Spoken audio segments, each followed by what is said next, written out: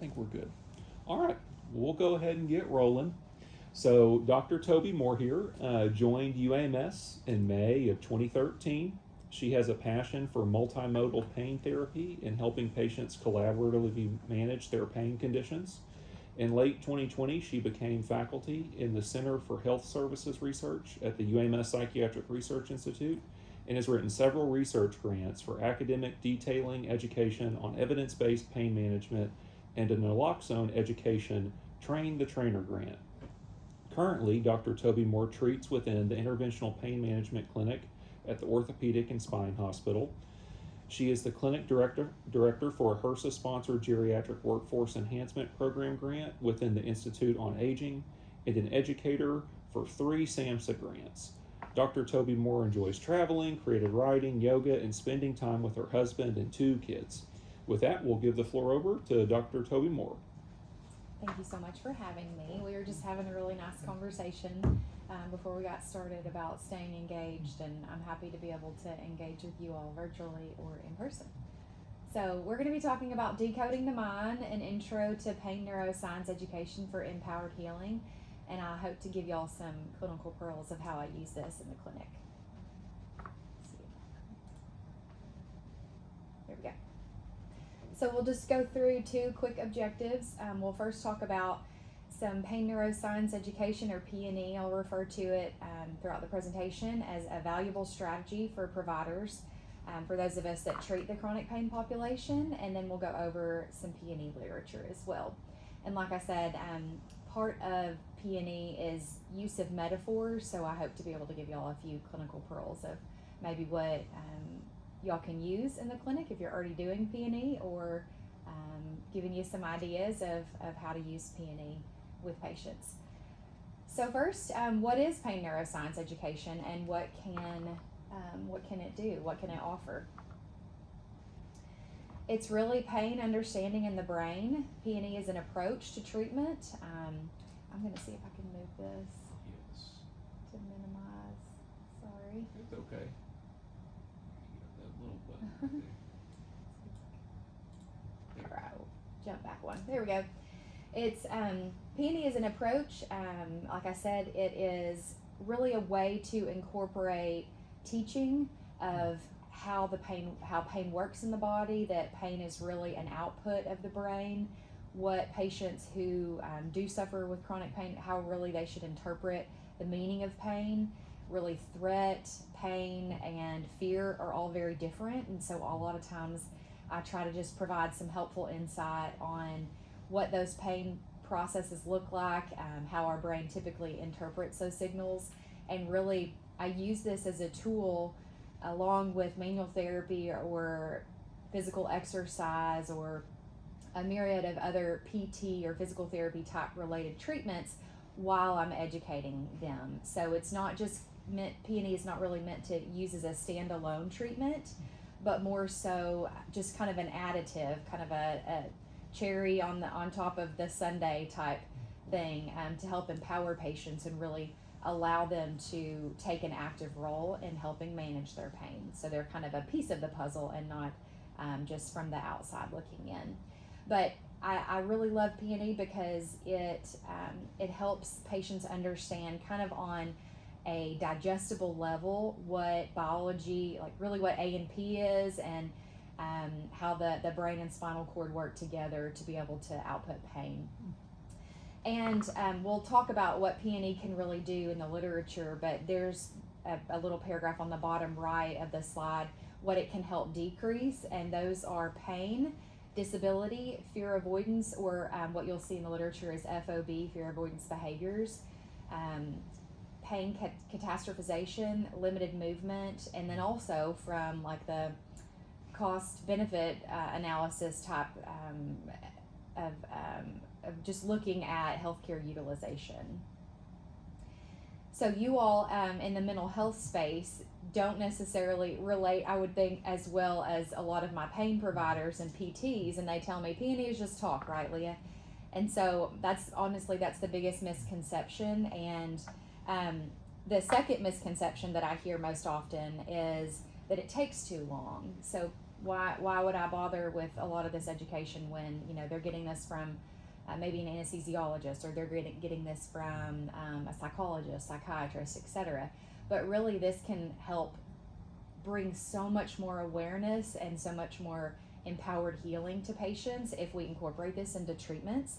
So I like to think of P&E as active listening, and then I combine that a lot of times with physical touch. So while I'm doing an objective exam, I'm also trying to kind of gauge what the patient's understanding is of their pain. So I'm kind of combining some subjective questions and motivational interviewing into my objective exam. And many of us that are on the call today, y'all are probably incorporating a lot of P&E, whether you call it that or not, into your daily treatments or weekly treatments with patients.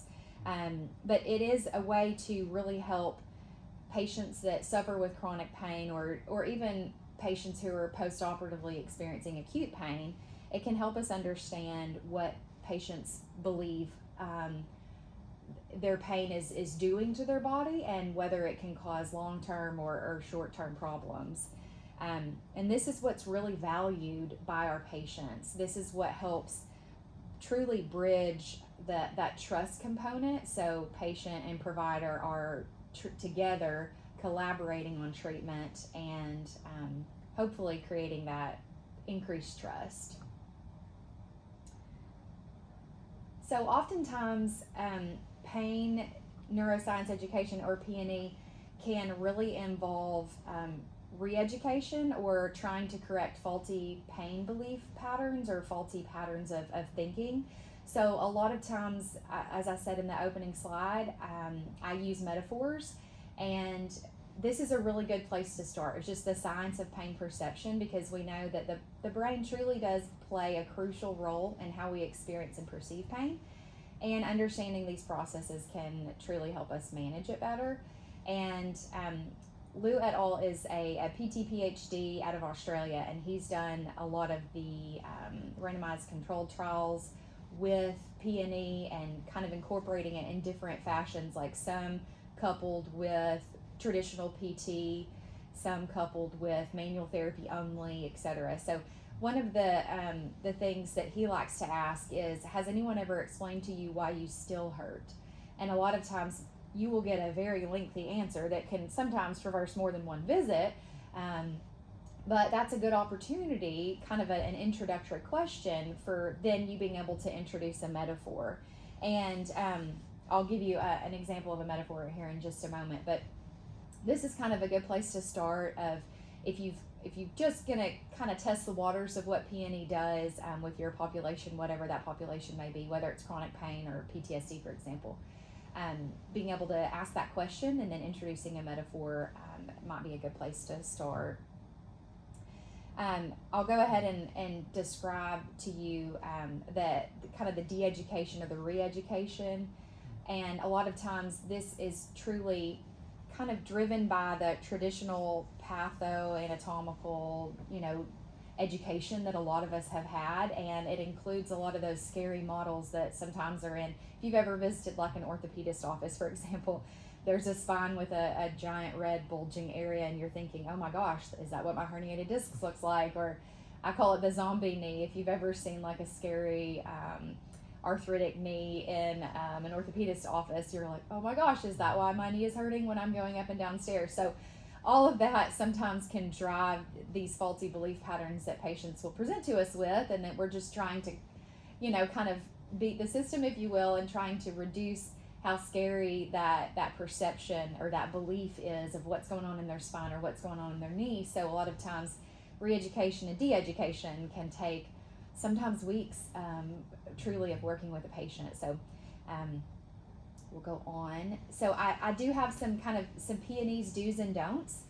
So first off, I don't have to explain to this audience really what MI is, but being able to use MI techniques or motivational interviewing techniques early and often is really wise. So that allows us to be able to truly apply some evidence-informed and evidence-based communication strategies. So it's a given to avoid asking yes and no questions, but a lot of times we kind of forget to involve some of that MI techniques into functional based questions. So not just saying, was it difficult for you to get into the clinic today because of blank pain or because of blank condition, but being able to tag along a function to that is really wise. So for example, how difficult was it for you to walk from the parking lot into our clinic this afternoon? So that can a lot of times trigger a patient to go, oh yeah, I also had pain with this, for example, and that can kind of help us to be able to drive the conversation into more function-based conversations. The second is, like I mentioned earlier, being able to convey messages without fear-inducing words or models.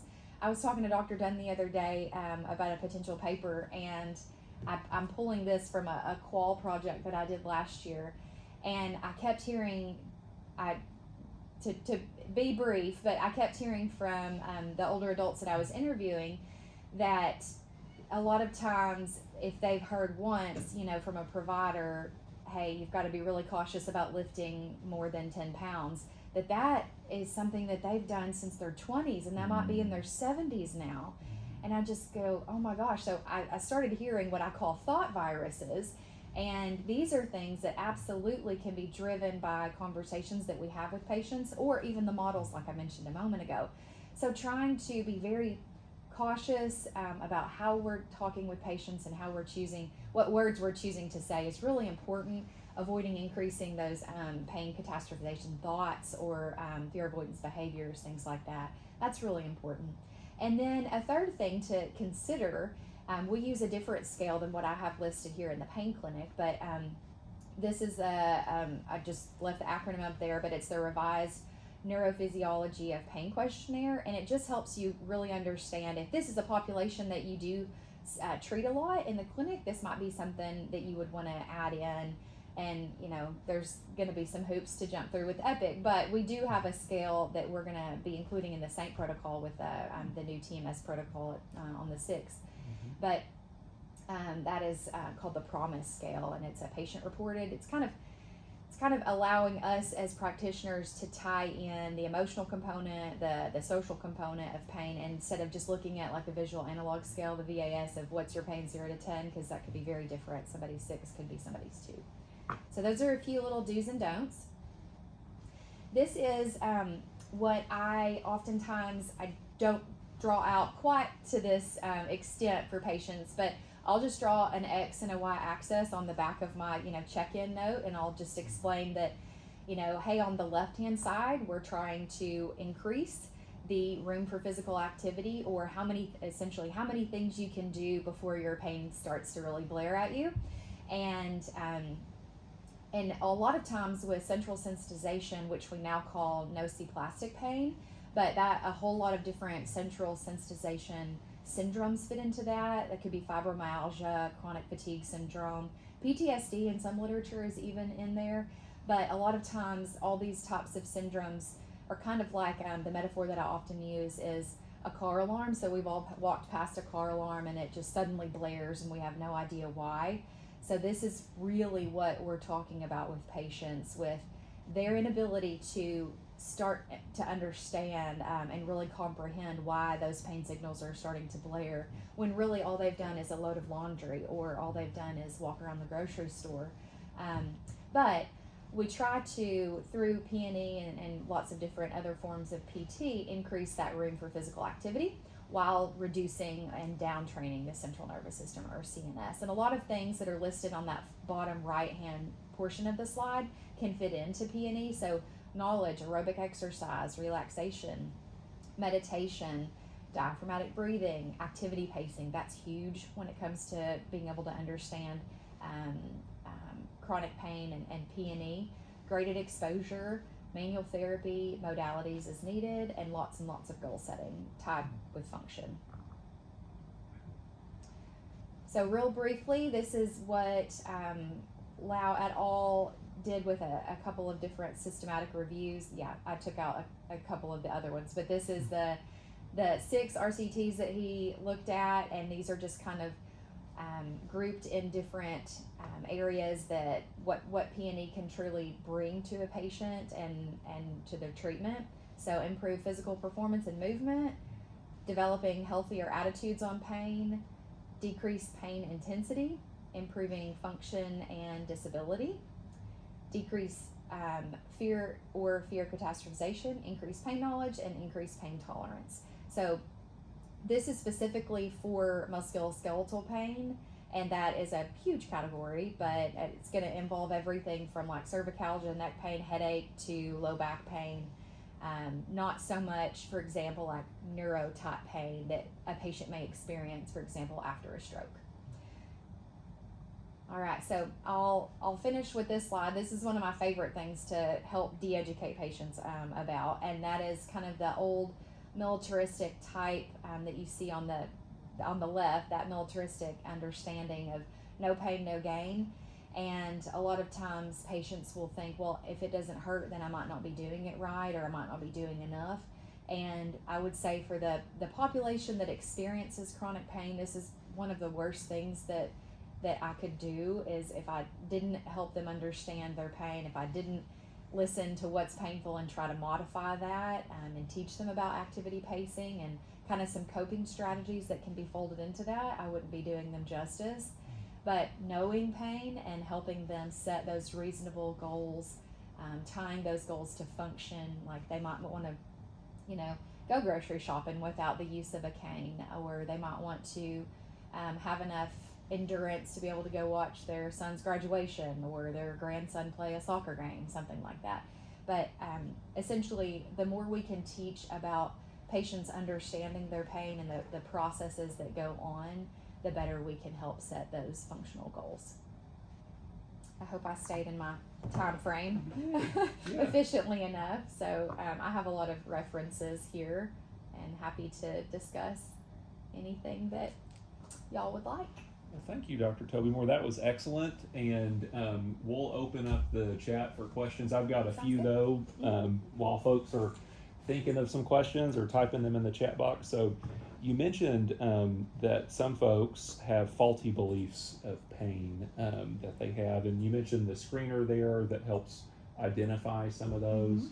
But what are kind of some of the more common faulty beliefs that patients have with pain that we can kind of be on the lookout for, maybe if we don't have time in our busy med check or brief therapy interaction to do that screener? What are some of the more common faulty beliefs of pain?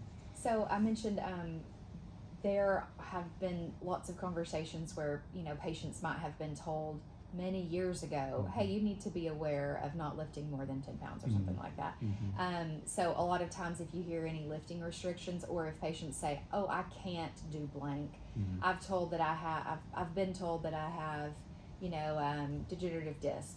Most 80% of the population does, but I would say that's probably the most common thing is, oh, I've been told I can't bend and lift, more than X amount.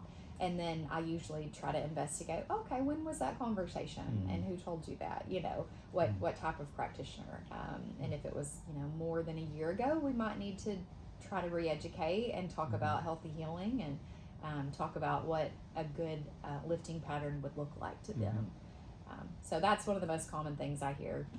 I'm trying to think of another one. Usually I'm trying to think of like the most common thing with knee pain. I can't do squats, I can't do lunges, I can't bend past this amount, I can't do stairs, and those are kind of some of the common things that I hear. Well, that's excellent. Well, we got a question here in the box. I'll read it aloud for the folks online, so and on YouTube. Do you include gait control theory of pain in your education, and how do you connect that with the pain sensitization graph you showed earlier? Yeah, that's a great question. So I would say yes, I do. A lot of times patients will say, for example, in their PT referral, they'll have a TENS unit that's been suggested, and a lot of times I use the gait control theory to help explain why TENS or transcutaneous electric nerve stimulation is helpful. So that's the most common area that of when and why I would be talking with a patient about gait control. But how do I include that in the sensitization graph? I typically don't pull the gait control theory into that graph. I usually just focus on the two things, because a lot of times, A, I'm not a good artist, but B, if I throw a lot of theory at them, that I sometimes kind of get the deer in the headlights look, to be very honest. So The graph, I try to just focus on pain and function, because really I'm trying to help them better understand that a 7 out of 10 doesn't necessarily give us a whole lot of great foundation to stand on, but hey, I can't get out of my car and walk 10 feet because of my 7 out of 10 pain. That does. So that kind of gives us a good standing place. That's great. So, Dr. Tobey-Moore, you also mentioned activity pacing, and I'm guessing I can think what that means. Maybe you're trying to modulate how the patient spreads their activities out. But can you tell us what that looks like? That's a term that I'm not familiar with, and I'm sure maybe some of our other trainees haven't been exposed to that term. So what do you mean by activity pacing, and what does that look like for your patients? So I think activity pacing in the mental health world may be a little more closely related to exposure therapy. Mm-hmm. So I think the two are pretty similar. Mm-hmm. But for example, for a patient that might have quite a bit of chronic back pain, Mm-hmm. we might be talking about them trying to navigate a full-time work position where they're still going into the office, they're having to sit for a long period of time, and if sitting is something that really hurts their spine, or opposite, if they're a busy clinician like us and they're having to stand a whole lot, we may be having to say, okay, well, for half of your day, you need to consider being able to do X and then resting, and that might be like a 5-minute getting supine or flat on your back situation. Or for somebody that really hurts when they're sitting more, it may be what you're sitting, you kind of have to figure out what their sitting tolerance is first, but basically modifying those activities to try to do something to help mitigate the pain. So it could be, laying on a yoga mat in their office, closing their door, and doing some extension-based exercises, like backward bending-based exercises if sitting hurts their back. So that might be something where they do for 2 hours. They might be, working and sitting and standing for 2 hours, shutting the office door, doing a few exercises on the floor. So just trying to do something that hurts, do something that helps, and kind of just repeating that pattern. That's great.